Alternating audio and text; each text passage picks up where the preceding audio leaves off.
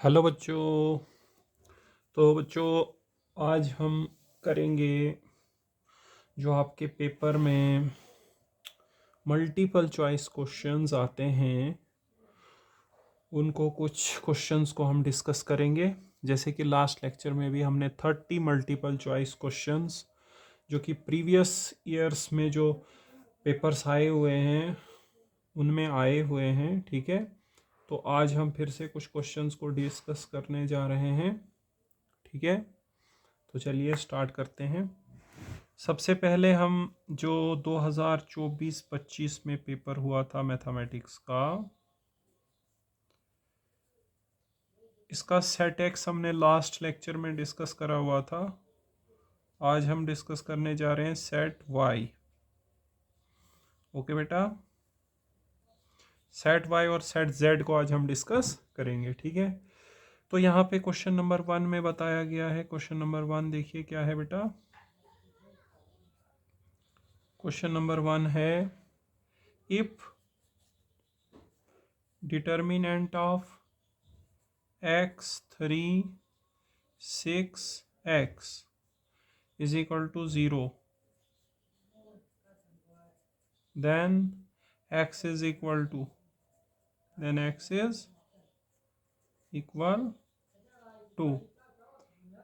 पहला ऑप्शन है 3√2, दूसरा ऑप्शन है -3√2, उसके बाद तीसरा ऑप्शन है +-3√2 और चौथा ऑप्शन है 18। तो स्टूडेंट्स करते हैं हम 2x2 वाले को हम किस तरह से सॉल्व करते हैं। डिटर्मिनेंट को क्रॉस मल्टीप्लाई एंड सब्ट्रैक्ट। तो यह बनेगा, पहले डायगोनल वालों को मल्टीप्लाई करते हैं। x² - 18 is equal to 0, which implies x² की वैल्यू आएगी 18। इसका मतलब x का वैल्यू आएगा ±√18। ओके स्टूडेंट्स, 18 को आप लिख सकते हो 9√2, ठीक है। तो यह आएगा हमारे पास ±9 इंटू 2, 9 का रूट होता है 3, तो ±3√2। So option C is the correct option. Okay students, so next question पे चलते हैं। क्वेश्चन नंबर 2 है आपके पास। क्वेश्चन नंबर 2 है, if B is the inverse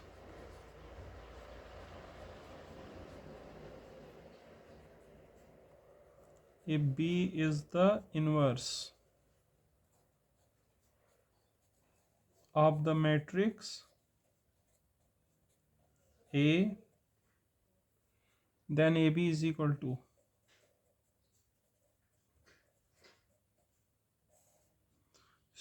बोला है B जो है A का इनवर्स है, ठीक है। तो AB किसके बराबर आएगा।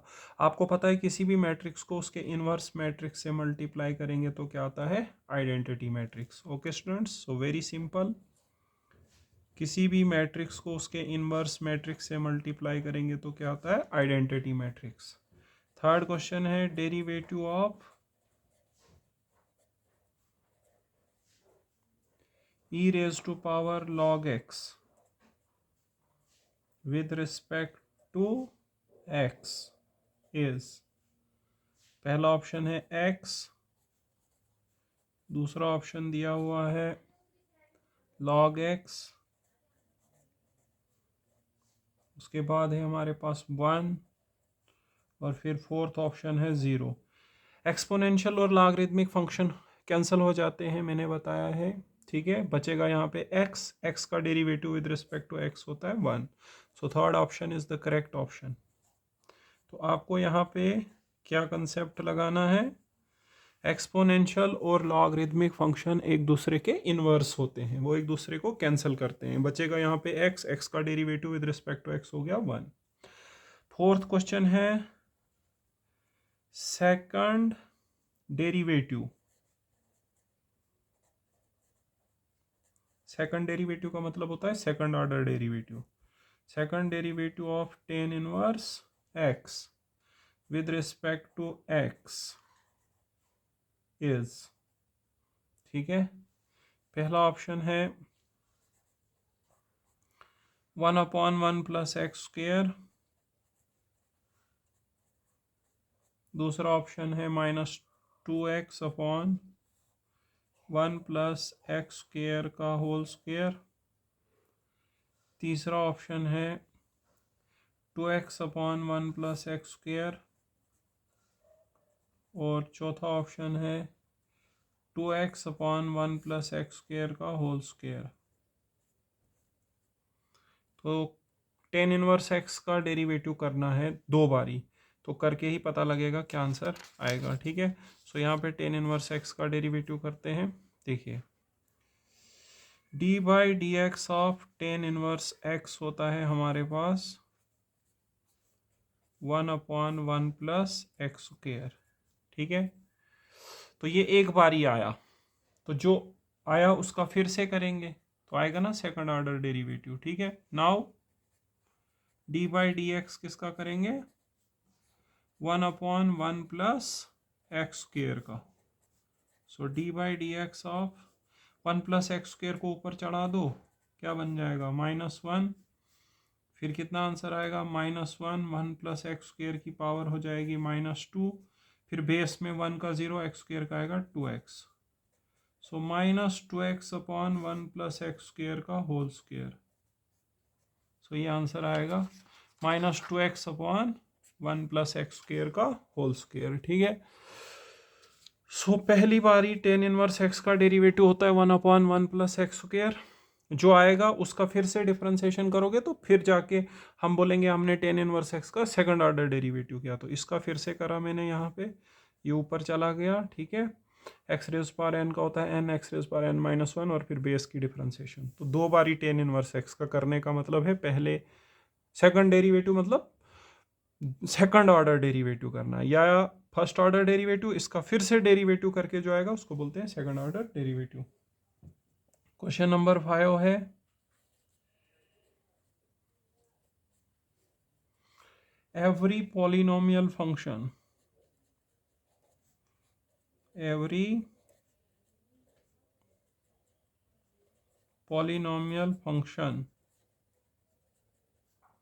is continuous। तो यहाँ पे बताया गया है ट्रू है या फॉल्स है, तो ये ट्रू होता है। आप कोई भी पॉलिनोमियल फंक्शन ले लो, x+5, 2x+5, 3x²+4, उसका left hand limit right hand limit किसी भी पॉइंट पे निकालना, वो इक्वल आएगा, और function left hand limit right hand limit और फंक्शनल वैल्यू तीनों बराबर आएगा। कोई भी पॉलिनोमियल लेके आप चेक करना, जैसे f(x) = x+5, उसका जैसे 0.7 पे left hand limit right hand limit और फंक्शनल वैल्यू निकालना, तीनों बराबर आएगा। So every polynomial function continuous होता है। क्वेश्चन नंबर 6 देखिए, क्वेश्चन नंबर 6 में बताया गया है, क्वेश्चन नंबर 6 बताते हैं आपको स्टूडेंट्स। क्वेश्चन नंबर 6 क्या आया हुआ था, इंटीग्रेशन ऑफ cot x 6, यहाँ पे 7 है। Question number 6, question number 6 question number 6 है maximum value of cos x is, maximum value of cos x is, पहला ऑप्शन है 1 -1 2 -2 है, या ऑप्शन है 1 फिर -1 फिर 2, थर्ड ऑप्शन है 2, फोर्थ ऑप्शन है -2। तो cos की मैक्सिमम वैल्यू 1 होती है, साइन हो या cos हो, इनकी रेंज होती है closed interval -1 to 1। Sine x की या cos x की, दोनों की रेंज यहाँ लिख देता हूँ, रेंज होती है क्लोज्ड इंटरवल -1 to 1, मतलब इनकी मिनिमम वैल्यू -1 हो सकती है और मैक्सिमम वैल्यू क्या हो सकती है 1। सो मैक्सिमम पूछी है तो 1 होगा। क्वेश्चन नंबर 7 में पूछा गया है integration of cot x dx is equal to, पहला ऑप्शन है log of cosec x plus C. दूसरा ऑप्शन है log of sec x plus C.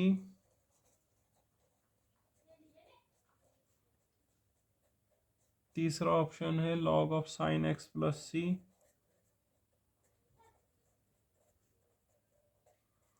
चौथा ऑप्शन है log of cosec x plus C. तो इंटीग्रेशन ऑफ cot x होती है log of sin x plus C, ठीक है।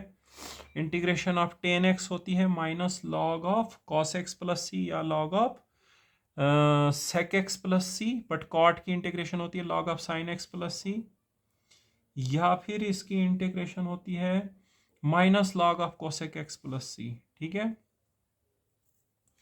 तो log of sin x plus C या फिर minus log of cosec x plus C भी होती है, ठीक है। ओके स्टूडेंट्स, तो यहाँ पे क्वेश्चन नंबर 8 बताया गया है।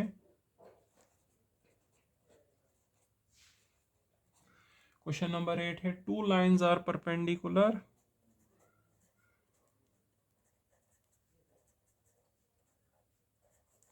if the sum of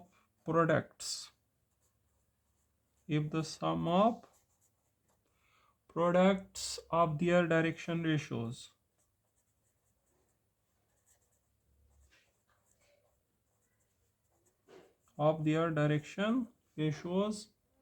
is equal to, देखो दो लाइनें परपेंडिकुलर कब होती हैं? जब उनके डायरेक्शन रेशियोज का प्रोडक्ट और सम होता है जीरो, ठीक है। एक्चुअली ये कंडीशन होती है a1 a2 plus b1 b2 plus c1 c2 zero जब होता है, तब जाके दो लाइनें आपस में क्या होती हैं? परपेंडिकुलर। तो यही इन्होंने पूछा था कि दो लाइनें परपेंडिकुलर होती हैं if the sum of products of their direction ratios is equal to dash dash dash, so zero होना चाहिए। ओके बेटा, इसके बाद क्वेश्चन नंबर 8 के बाद करेंगे क्वेश्चन नंबर 9। तो क्वेश्चन नंबर 9 में देखो क्या बताया गया है। Question number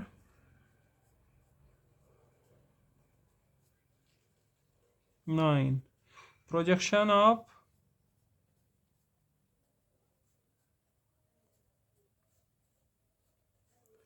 I cap on K cap is 1, true और फॉल्स। तो सॉल्व करके पता लगेगा। प्रोजेक्शन का फार्मूला क्या होता है? A dot B upon magnitude of B, तो I dot K upon magnitude of K, क्योंकि के ऊपर बोला है। आई और के बीच का एंगल 90 होता है, तो कॉस प्रोडक्ट डॉट प्रोडक्ट होता है A dot B, A vector dot B vector is magnitude of B into cos of the angle between those two vectors. तो इन दोनों के बीच का एंगल 90 है, कॉस 90 जीरो होता है, 0/1 is equal to 0, so false बता रहा है, ठीक है। तो प्रोजेक्शन ऑफ आई ऑन के 0 होगा, ना कि 1 होगा, क्योंकि आई और के बीच का एंगल 90 डिग्री है और डॉट प्रोडक्ट करते समय कॉस का इस्तेमाल होता है, तो कॉस 90 0 होता है। ओके बेटा, क्वेश्चन नंबर 10 देखो। क्वेश्चन नंबर 10 है, define objective function. Define objective function. देखिए एक क्वेश्चन, एक ऑब्जेक्टिव लीनियर प्रोग्रामिंग से आपको आएगा ही आएगा, ठीक है। तो आप क्या कर लो, लीनियर प्रोग्रामिंग वाला जो चैप्टर है उसकी समरी को अच्छे से पढ़ लो, जो भी वहाँ पे डेफिनेशंस आपको मिलेंगी वो याद कर लो, ठीक है। ऑब्जेक्टिव फंक्शन ऐसे क्या होता है? कोई भी linear function z is equal to A X plus B Y, जिसका हमें मैक्सिमम या मिनिमम वैल्यू डिटरमाइन करना होता है, उसको हम बोलते हैं ऑब्जेक्टिव फंक्शन। बट आप लीनियर प्रोग्रामिंग की समरी जाके सारे पॉइंट्स उसमें याद कर लो, ठीक है। अब हम फिर से कर रहे हैं 2024-25 का ही z series,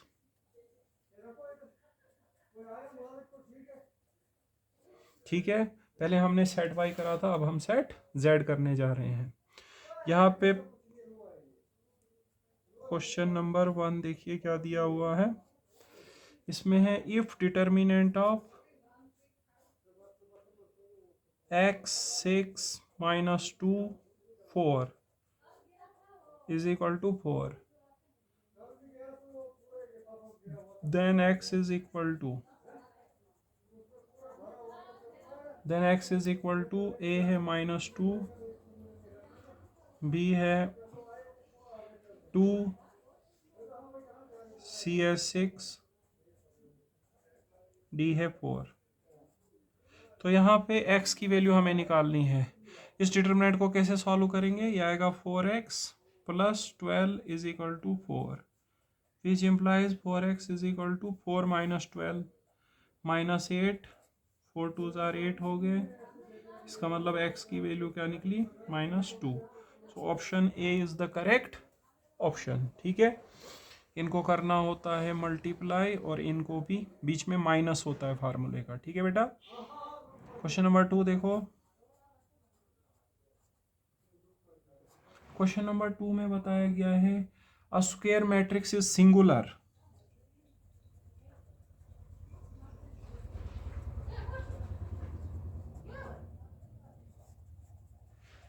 if determinant of A is equal to dash. तो सिंगुलर मैट्रिक्स कौन सी होती है? जिसका डिटर्मिनेंट 0 होता है. जिसका डिटर्मिनेंट 0 नहीं होगा उसको नॉन सिंगुलर बोलते हैं. ठीक है. क्वेश्चन नंबर 3 है derivative of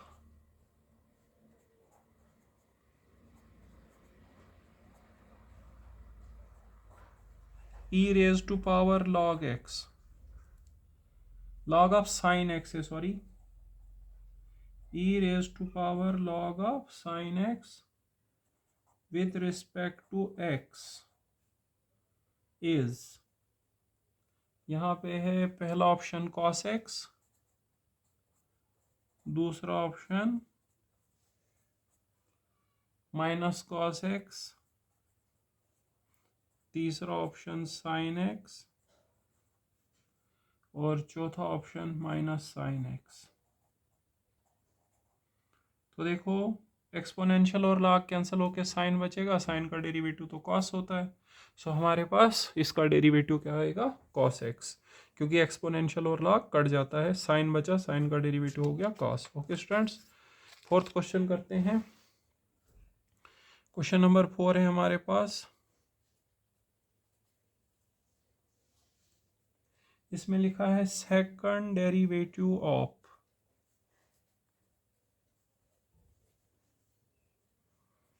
x raised to power 20 with respect to x is, पहला ऑप्शन है 380 x raised to power 18, दूसरा ऑप्शन है 190 x raised to power 18, फिर है 20 x raised to power 18 और है स्टूडेंट्स 19 x 18. तो देखो y हमारा x 20 है. अगर हम फर्स्ट ऑर्डर डेरिवेटिव करेंगे तो क्या आएगा? 20x 19. फिर सेकंड ऑर्डर डेरिवेटिव करेंगे D square Y by D X square, तो 20 कांस्टेंट है, आएगा 19 नीचे और x कितना आएगा? x की पावर आएगी 18, क्योंकि x रेज़ पावर 19 में फिर से फार्मूला लगेगा ना. 20 इंटू 19 कितना होता है?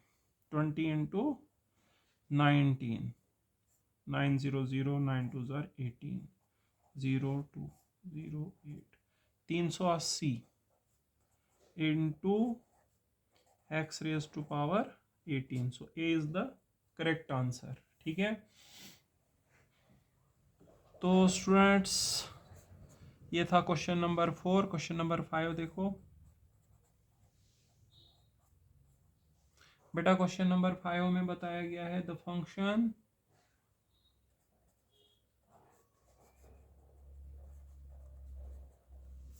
f of x is equal to 5x minus 3 is continuous at x is equal to 0. is continuous at x is equal to 0. True है या फॉल्स है?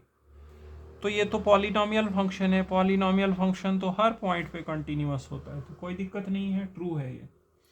ज़ीरो को छोड़ के कुछ भी पॉइंट बोलेंगे, हर पॉइंट पे पॉलिनॉमियल फंक्शन कंटिन्यूअस होता है। अभी हमने पिछले पेपर में देखा था कि वो हर जगह कंटिन्यूअस होता है। छठे सवाल में लिखा है maximum value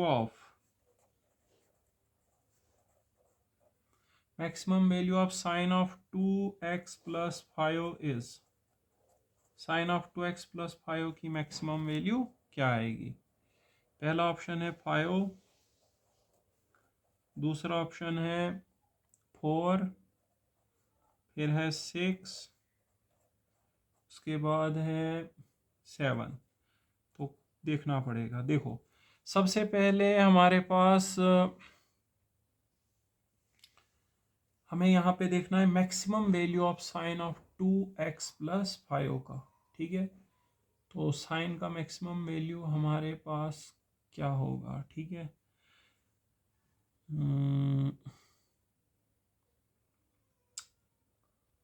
2x plus 5, maximum value of sine of 2x plus 5। ऐसे साइन का मैक्सिमम वैल्यू तो 1 होता है, बट यहाँ पर ऑप्शंस में 1 नहीं दिख रहा है, वही थोड़ा सा इसमें दिक्कत आ रहा है। Maximum value of sine of 2x plus 5, तो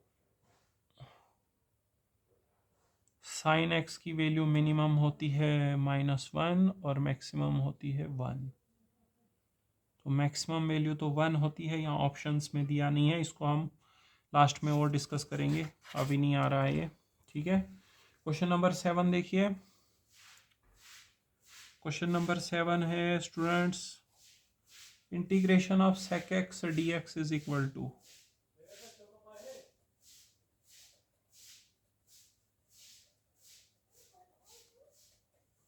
integration of sec x dx is equal to, पहला ऑप्शन है log of sec x plus tan x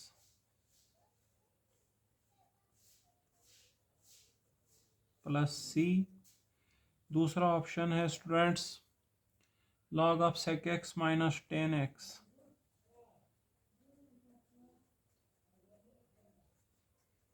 plus c, तीसरा है log of cot x plus cosec x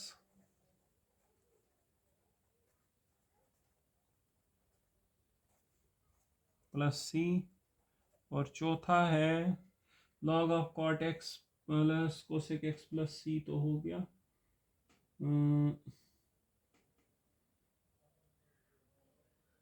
log of cot x minus cosec x plus c। तो सेक की integration log of sec x plus tan x होती है, ठीक है students. सो पहला option सही है, log of sec x plus tan x plus c, okay. ये इस क्वेश्चन के ऑप्शंस थे। क्वेश्चन नंबर 8 करते हैं।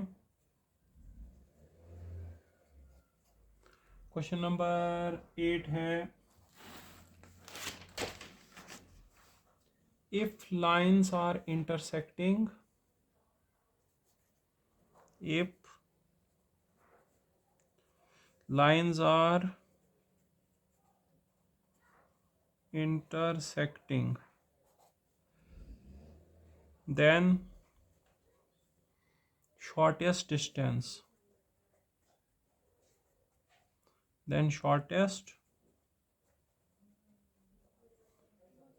distance between them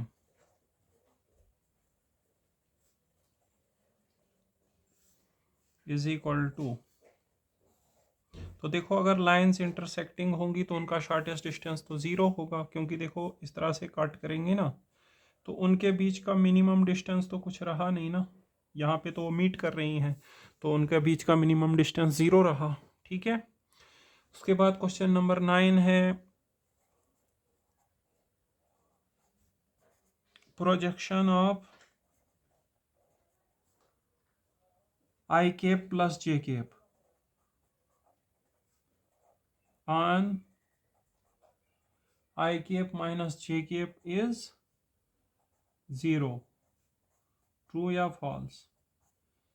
प्रोजेक्शन कैसे निकालते हैं?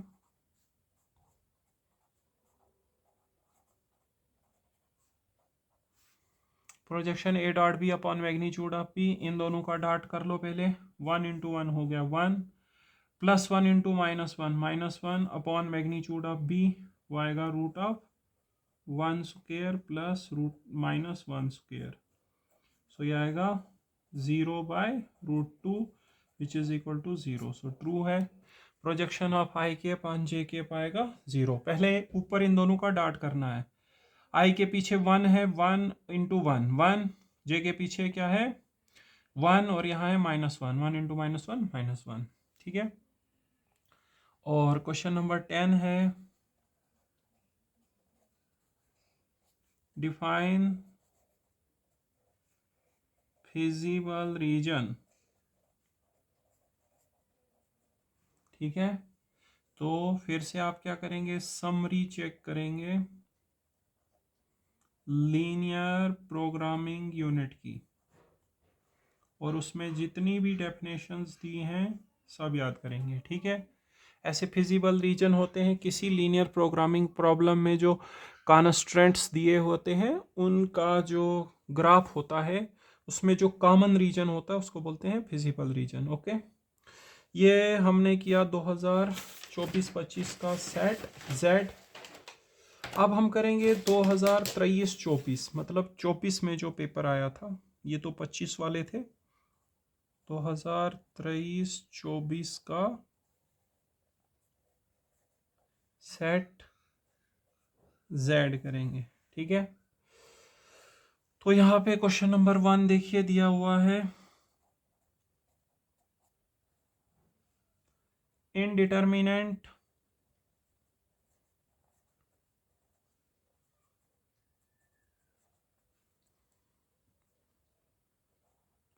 -1 6 3 10, कोफैक्टर ऑफ 10 इज,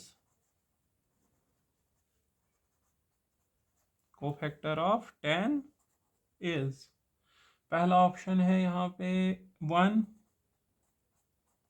दूसरा ऑप्शन है यहाँ पे -1, फिर है 3, और फिर है 6। सो देखो 10 का कोफैक्टर देखेंगे तो जहाँ पर 10 है वो रो वो कॉलम छोड़ दो, -1 बच गया, और 10 की पोजीशन है 2 पोजीशन का सम इवन होगा तो प्लस लगता है, तो -1 के बाहर प्लस लगा के -1 ही आएगा। So B is the correct answer. Okay students, उसके बाद क्वेश्चन नंबर 2 देखिए। क्वेश्चन नंबर 2 है,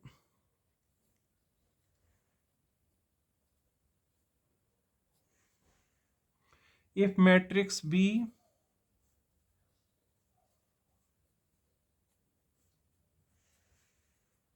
is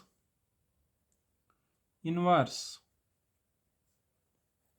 of matrix A, then AB is equal to BA is equal to, then AB is equal to कहाँ चला गया, सॉरी ये मैं पता नहीं कहाँ पहुँच गया। क्वेश्चन नंबर 1 को फैक्टर वाला था, क्वेश्चन नंबर 2 जो है ये नहीं है,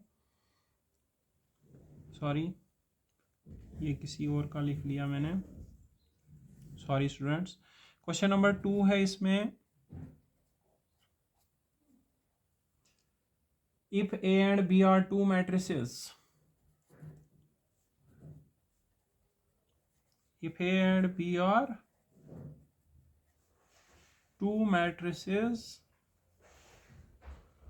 then AB का whole transpose is equal to dash dash dash.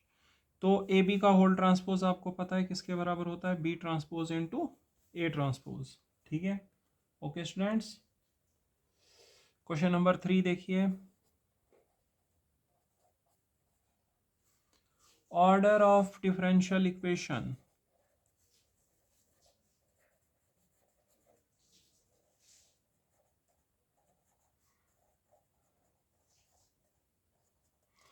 Order of differential equation D square Y by D X square का whole square plus cos of dy by dx is equal to 0 is first option है 1, second option है 2, third option है 4, fourth option है not defined,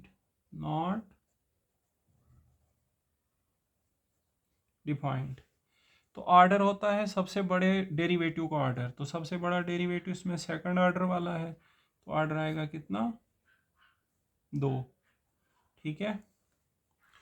उसके बाद देखिए question number 4, number of points of discontinuity, number of points of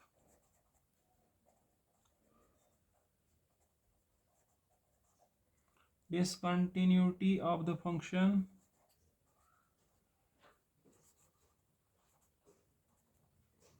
f of x is equal to 1 upon x square minus 5x plus 6, x is not equal to 2, 3 is, पहला है 1, दूसरा option है 2, फिर है 3 और फिर है 0। तो देखो इस फंक्शन के number of points of discontinuity कितने हैं। देखो ऐसे तो ये हमारे पास कंटिन्यूअस फंक्शन है, ठीक है, क्योंकि हमने इसमें x की वैल्यू 2, 3 तो नहीं रखनी है, 2, 3 पे ये फंक्शन डिफाइंड नहीं है, मतलब वहाँ पर ये डिसकंटिन्यूअस हो सकता है, लेकिन अगर आप 2, 3 को छोड़ दोगे तो फिर तो ये कंटिन्यूअस फंक्शन है, ठीक है। बट अगर आप 2, 3 को लोगे तो तब इसमें 2 पॉइंट्स ऑफ डिसकंटिन्यूटी आ रहे हैं। देखो 2 पे भी डिनोमिनेटर क्या हो जाएगा 0 और फंक्शन हो जाएगा नॉट डिफाइंड, 3 डालोगे तब भी 0 हो जाएगा। 2 का स्क्वायर हो गया 4, 4 और 6 हो गए 10, 10 माइनस 10 0, तो 2 डिनोमिनेटर 0 हो गया। उसके बाद 3 डालोगे तो 9 और 6 15, 15 माइनस 15 0। हाँ अगर इन पॉइंट्स को आप छोड़ दोगे फिर इसमें कोई भी पॉइंट ऑफ डिसकंटिन्यूटी नहीं आएगा, ठीक है।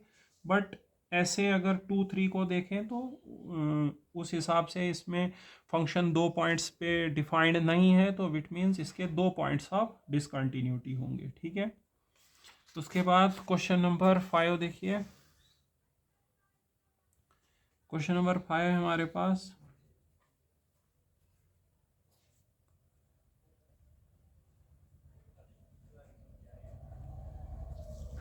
Integration of sec x dx is equal to log of sec x plus tan x, true है या फॉल्स। तो sec x की इंटीग्रेशन तो यही होती है भाई log of sec x plus tan x, तो ट्रू है, ठीक है। उसके बाद क्वेश्चन नंबर 6 देखिए क्या दिया हुआ है, द फंक्शन f of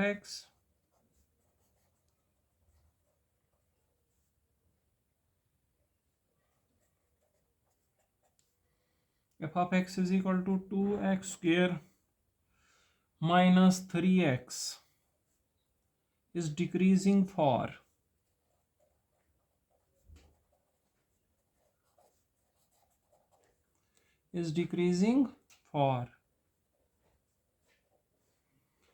ये जो फंक्शन है ये हमारे पास डिक्रीजिंग कहाँ पर है। देखो फंक्शन डिक्रीजिंग तब होता है जब उसका डेरिवेटिव लेस देन 0 हो। पहले इस फंक्शन का डेरिवेटिव करो, आएगा 4x माइनस 3। अब ये लेस देन 0 कब होगा,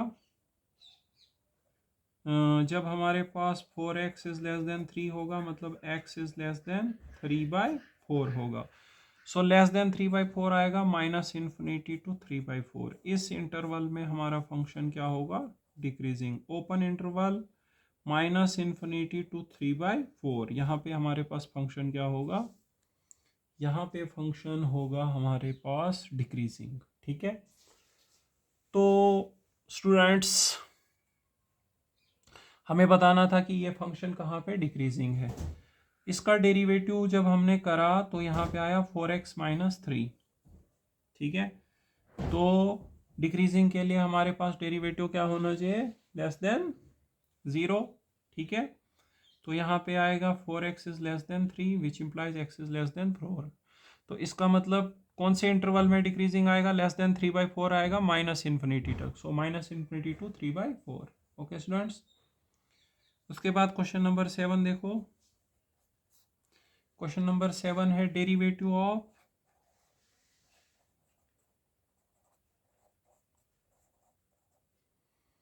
cos of root x is minus sin root x by 2 root x sin root x by 2 root x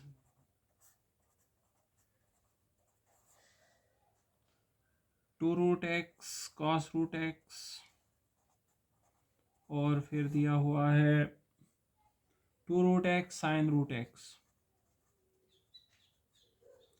तो बेटा यहाँ पे देखो cos x का डेरिवेटिव होता है माइनस साइन x, फिर एंगल का डेरिवेटिव आएगा 1/2 root X. So first option is the correct option. cos x का डेरिवेटिव होता है माइनस साइन x और फिर एंगल रूट x का डेरिवेटिव आएगा 2 रूट एक्स। ठीक है, तो उसके बाद देखिए नेक्स्ट क्वेश्चन नंबर 8 है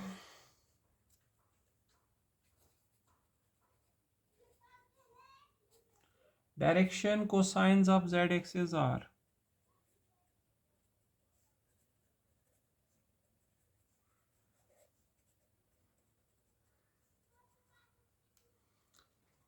पहला ऑप्शन है 1 0 0, दूसरा ऑप्शन है 0 1 0, तीसरा ऑप्शन है 0 0 1 और चौथा ऑप्शन है 0 0 0।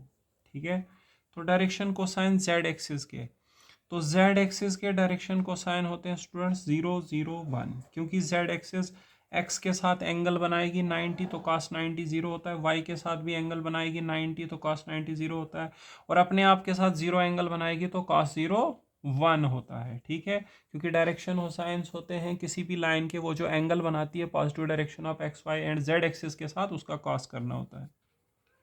क्वेश्चन नंबर 9 देखिए। क्वेश्चन नंबर 9 है I cap dot J cap cross K cap is equal to A option है 1, बी ऑप्शन है -1, सी ऑप्शन है 0 और डी ऑप्शन है 2। सो देखो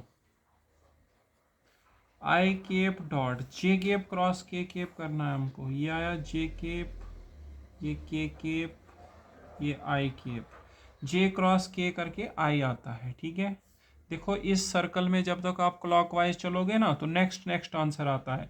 आई क्रॉस जे, जे क्रॉस के होगा तो आई होगा, के क्रॉस आई होगा तो जे। अभी जे क्रॉस के करेंगे तो आई आएगा, और आई डॉट आई क्या होता है 0। क्यों होता है आई डॉट आई 0, क्योंकि सेम एंगल्स के बीच एंगल 0 होता है, cos 0 1 होता है। थोड़ा सा मिस्टेक हो गया, तो ये नहीं आएगा, ए आएगा। ठीक है, आई डॉट आई 1 होता है, क्योंकि डॉट प्रोडक्ट का फार्मूला क्या है, magnitude of A magnitude of B into cos of the angle between those two vectors.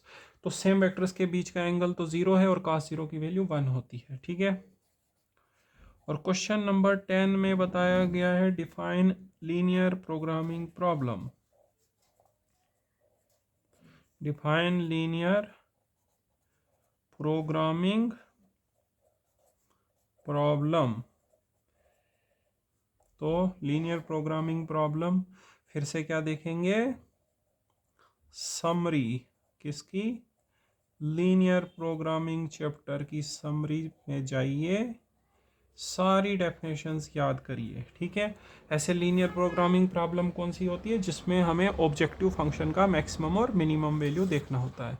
अब एक क्वेश्चन में हमें दिक्कत आ रहा था, वो क्वेश्चन था maximum value of sine of 2x plus 5।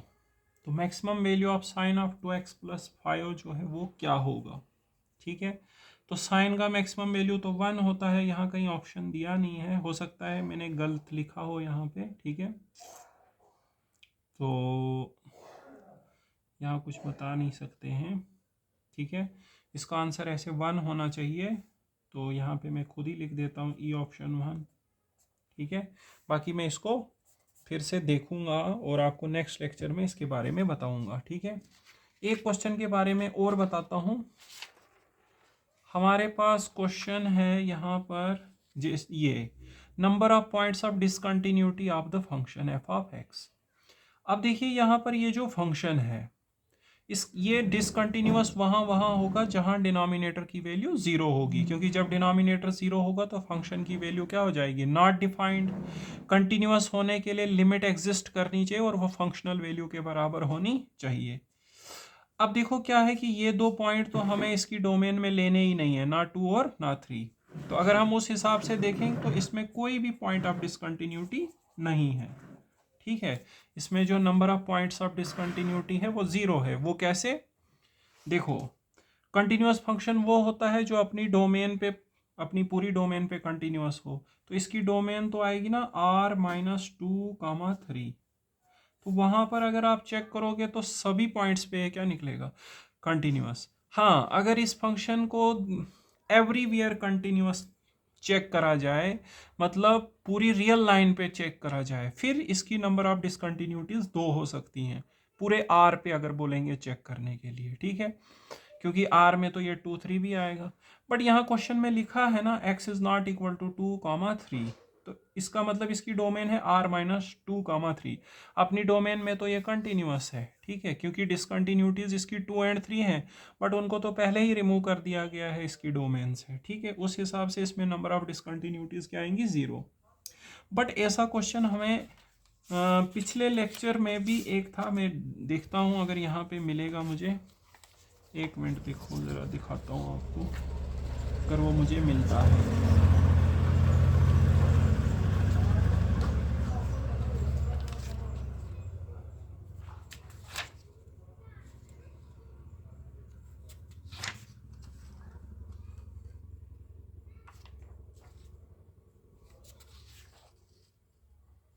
किसी प्रकार का क्वेश्चन हमने और भी देखा था लास्ट लेक्चर में, ढूंढ रहे हैं उसको। देखो यहाँ पे देखो, लेकिन अब यहाँ पे क्या दिया है, ये देखो यहाँ पे भी एक क्वेश्चन इस प्रकार का है। मैं ज़रा आपको दोनों क्वेश्चंस दिखा देता हूँ, एक आज वाला और एक कल वाला।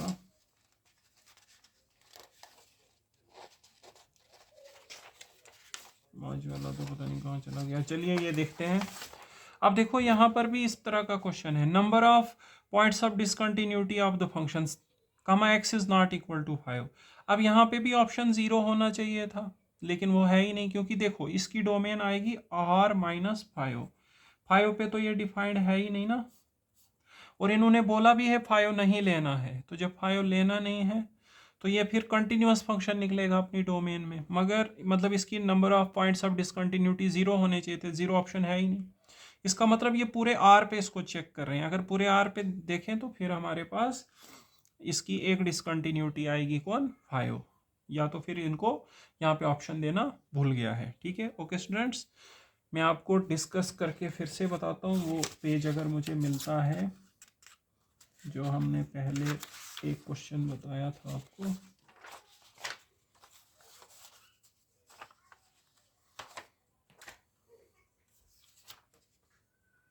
हाँ देखिए, इन दोनों क्वेश्चंस को देखिए, यहाँ पर फंक्शन देखिए ये है, लेकिन इसके ऑप्शन में डिसकंटिन्यूटी 0 भी दी गई है और 2 भी दी गई हैं।